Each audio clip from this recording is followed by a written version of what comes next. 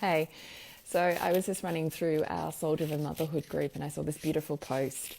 And I actually thought, you know what, this is something that this answer that I'm going to give should be something that is public rather than just another discussion that we have in this private group that no one else is privy to. Because I'm kind of hoping every now and then I do these lives and I think, oh, I hope it reaches the right person at the right time. And inevitably someone contacts me and says, that was exactly what I needed to hear today. So I'm trusting and working through my own discomfort of showing up live, which is always uncomfortable. So don't think that it's effortless because I have to really parent myself to do that.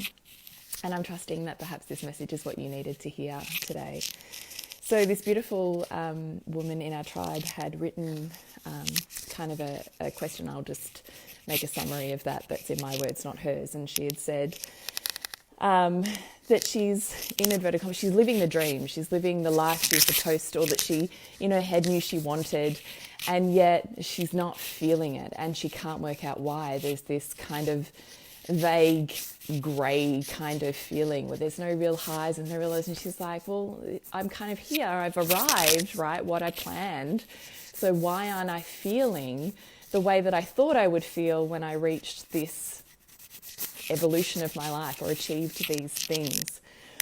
And she's sort of saying, you know, she's got everything that she wanted, right? She's got the kids and the house and the husband. And so why is it not feeling right? Like, I don't want to be anywhere else, I don't think. I don't want to be working. I want to be with my kids. I don't want to pursue a career, but why do I still feel this way? And then at the start of it, she'd said, I said, I'll come back to that. And so I kind of thought, yeah, you know what, my first instinct was the title of this when I first responded to her was, you are designed to want more.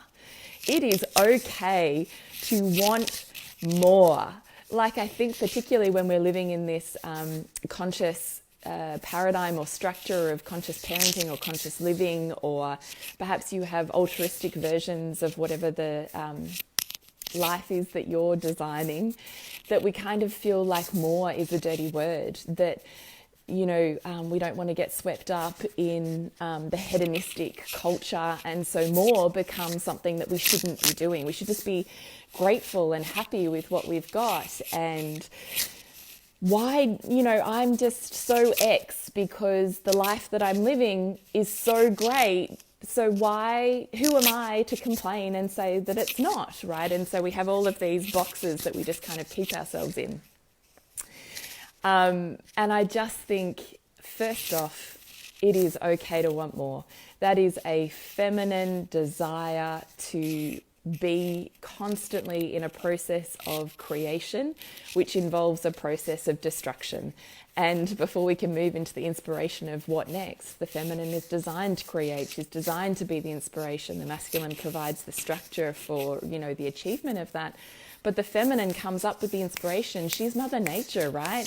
Everything you see is a creation that came from nowhere as a thought, nowhere obviously being consciousness, and then manifested into something. So we kind of, that's what our lives do. We go, this thing, okay, I feel that, I hear that, I see that, I'm going to build towards that. And then we get there and we're always going to be designed to move on to the next thing because that's growth. If we just kind of stopped where we were, we wouldn't keep moving, and neither would this universe, neither would the evolution of the person we need to change to be to have the next version of self. So the version of reality that you're currently living is the product of all of your previous inspirations, thoughts, beliefs, and structures that have got you to where you are.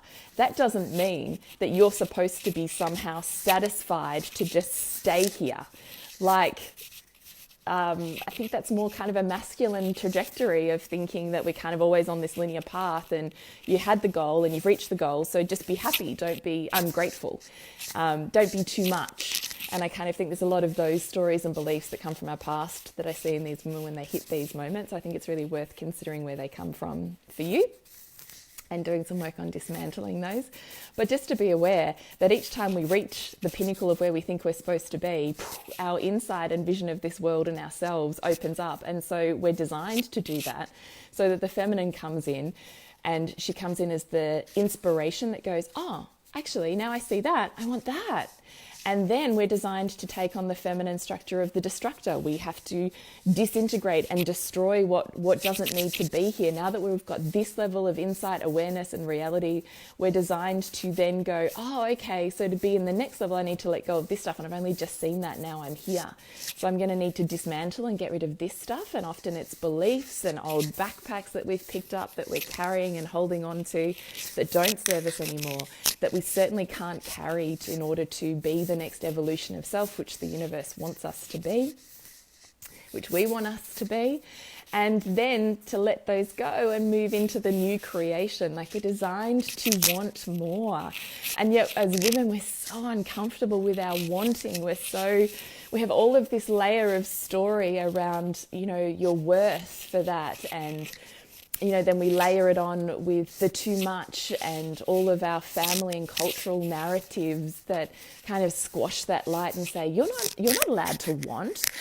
That desire, forget that, like, shove that shit down. Don't listen to that, because there's all these reasons in our head that you're supposed to be here, that this is what makes sense, so this body reaction doesn't make sense. So let's just not keep it here. Let's just kick the blankets on that, because this, right? So there's this battle between actually those moments of beliefs that come in, we're designed to bring awareness to so we can let go of them, versus them being a truth or a reality. And I think our bodies are the barometers of that. So when you reach this pinnacle and then your body's kind of going, blur, grey, not really feeling it, that's kind of a sign for me that there's stuff there. And actually we're avoiding entering our body to learn what those insights are, because we don't have a narrative for it, and it's really scary to do. When we've listened to our body and we've grown up, we've been told all of the reasons why we're too much, and our body is lying and it's not a truth, and because up here makes sense, so you should be here, and that makes sense. This is just in the way. So we tend to find all of these beautiful creative ways to move away from the discomfort that each of these moments of awareness or drop-in or greyness, because that's as much a feedback as an intense emotion, right? Nothingness is still a triggered feedback to move into, not to accept or step away from. So when I hear these moments of I reach this pinnacle and it's just kind of not it, I go, okay. But then there's all these, particularly in this story, was all this, oh, but I should, and this is what I want. And I go, okay, what are we but a collection of our stories, right? And each one of those is a moment for us to enter. So we might have believed, for all of our wounded reasons, that we wanted to be stay at home, completely present mum, blah, blah, blah. And now we're here and we're like, why do I not feel the electricity that I thought this choice would give me? And I think that's the whole point, is to move into that discomfort and really peel back and separate out what is your truth, what is a story, what's holding you here. Because it could be that there's other versions of you that are wanting to be inspired and acknowledged, and more pieces of you brought in, but you're shooting yourself into the container that you said you had to fit into in order to not be like mum, or not repeat, or not be trauma, or to experience for your children the type of connection that you want them to have. And so there's all of this story that keeps you here, versus your soul going, are you listening? Are you here?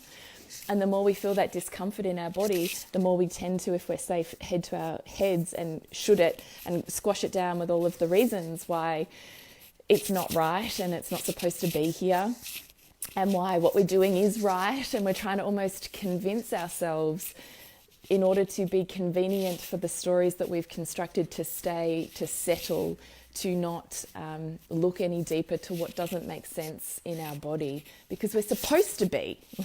It's such a beautiful experience of the feminine. So when I read this, I thought, she was sort of saying she feels really kind of just grey and invisible. And I was like, yeah, the woman who feels invisible doesn't see herself. So we put it out there and we go, oh, my husband doesn't see me, or the world doesn't acknowledge me. But you are the world. You are your husband. And that is just a mirror. He doesn't see me. He's just a fractal of you. He's just a fraction of you, right? Just that you can see walking around. I don't see me. What don't you see in you? What is the validation that you're waiting to get that actually you need to be giving yourself? Everything that we think we need to have permission for, to wait for, to get, is all fractions of ourselves reflected back saying, give me this, see me here. So the invisible woman is asking to be acknowledged for what she's doing right now. And in motherhood, that validation doesn't come through work and through I can't even think, other versions of success. I mean, particularly in this conscious motherhood path, the amount of time, energy, patience, presence, trigger reworking that you do in your everyday that is completely unseen needs to be seen by you. So at the end of the day, when you know you've lived a life in your top values, you need to do like a hell's yes kind of list that acknowledges and validates yourself for whatever you have done in that day that has been big, and celebrate it for yourself. The small celebrations equal the big feelings of success. But if you're not seeing where you are achieving and successful in your everyday, you're going to look for the world to acknowledge that you're invisible and our partners don't see us. If you're not seeing your magnificence, our partners likely we won't even see when they're reflecting that back to us, because we can't even let it in because we're already stopping seeing our own light. The only other thing I had written down here was the grey zone. So when we go into our body and we feel, or we're going, this is life I'm supposed to lead, and then we go, but I feel really uncomfortable here, and our brain goes, but you're supposed to stay here because this is what you wanted and this makes sense, and don't rock the boat, and there's all these other agendas going on up here. We tend to move away from the discomfort that's in our body. But the discomfort that's in our body is there simply as a flag. Can we just look at this bit right here? And it might mean that we have to dismantle the beliefs that are here, that we have to look at all of this stacking of what we've created an identity around up until this point, that actually our soul, our higher self, the universe is coming in and going, can we just open it up just a little because you're ready for more, right?